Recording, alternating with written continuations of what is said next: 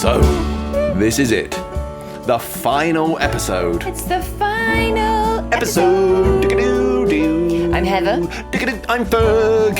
And we are new old friends. We've loved having you, lovely listeners. And if you've enjoyed us, do let us know on social media. We don't know if or when we might be recording another podcast, but we'll be leaving all 5 series up for the foreseeable future, so please do spread the word. You can still catch our festive farce, a Christmas getaway at Theatre Royal Bath Eustonhof until the 8th of January. And our film noir comedy romp, Crimes Camera Action, is touring up and down the country in the spring. It should be coming somewhere near you. Yes. Full details on our website, newoldfriends.co.uk. Thank you for listening. Yes, thank you. The final #NOF quiz question is number 24.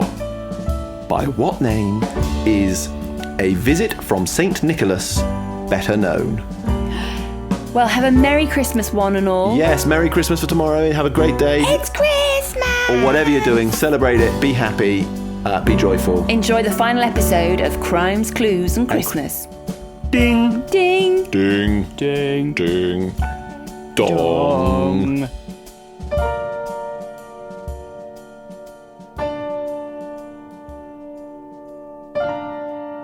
Crimes, Clues and Christmas, Chapter 24.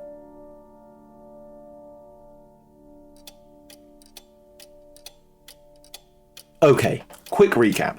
Not that long ago, I was hired by my club chairman, Artridge Rawlins, to look into the theft of some expensive jewellery at the ballet company where he was also chairman. I solved the case, but in the course of my inquiries uncovered all manner of intrigue. Before I could confront the likely culprit Daisy Love, I discovered the jewels in her dressing room. She was the victim of a terrible accident. Namely, a sandbag fell from the fly floor and struck her, killing her dead. At which point, the police entered the fray in the form of Inspector O'Rowby, who quickly ascertained foul play of some nature. After a bit of back and forth, O'Rowby was confident he had his murderers in Marlene Schweinbolger, whom Daisy replaced as prima ballerina, and her secret lover, Tatum Cakey Lyle. A theory which was compounded and, in O'Rowby's mind, confirmed by their apparent double suicide. However, in the last few moments, I, along with my date Chas McConstance, had learned that in fact the culprit of both the theft and all 3 murders was none other than my club chairman, Mr. Artridge Rawlins. It turns out he's having an affair with the ballet company manager, Dot Clitheroe, and was being blackmailed about it by Marlena, so embarked upon ever more extreme methods to rid himself of her. It looked like he'd got away with it until one of his accomplices, Rudy Lightfoot, the principal male dancer, caught a conscience and confessed everything to Chas and I. This was seconds before he caught a bullet in the chest fired by the gun which Rawlins was now aiming directly at me. His lover, Dot, had just appeared to try and talk him out of any more drastic action. Don't do it, Artridge. You're a better man than this. Don't push me, Dorothy. I know who I am. I've made my bed, and now I need to lie in it. This is happening. He turned back to face me. I'm awfully sorry about this, Artridge. Everything happened incredibly fast after that.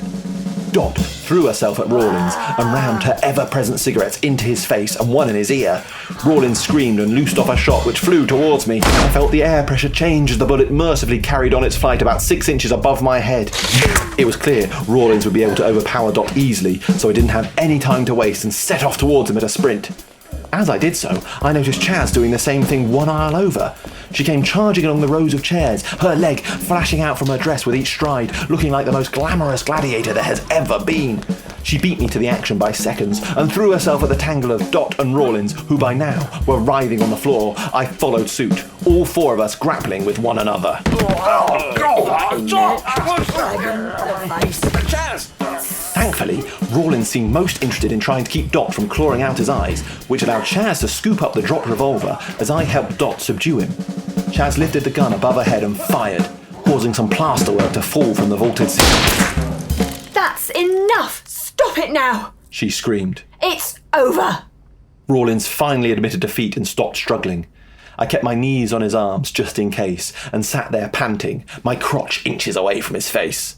Fair's fair. You win. He panted. Then a rueful smile crossed his face.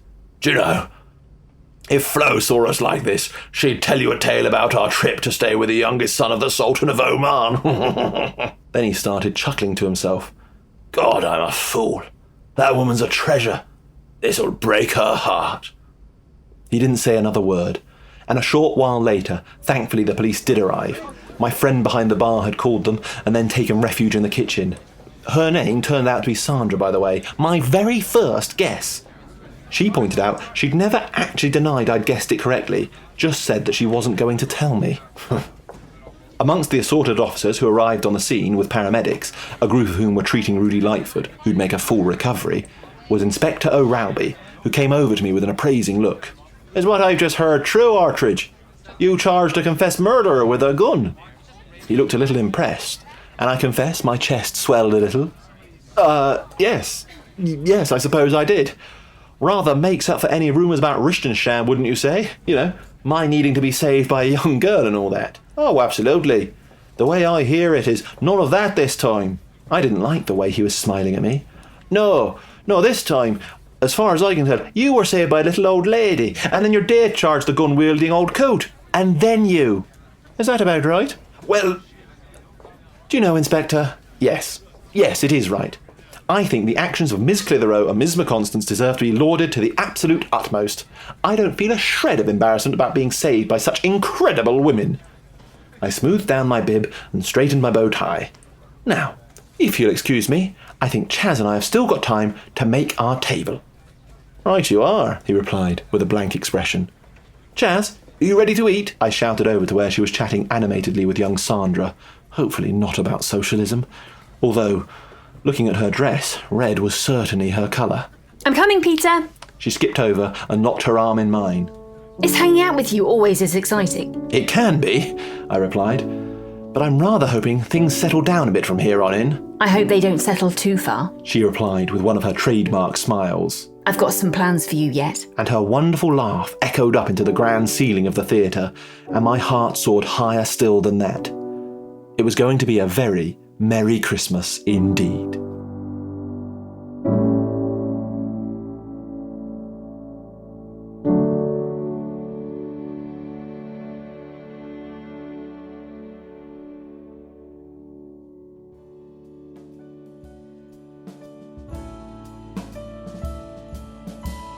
Crimes, Clues and Christmas is a New York Friends production, part of the Comedy Whodunits for Your Ears podcast series.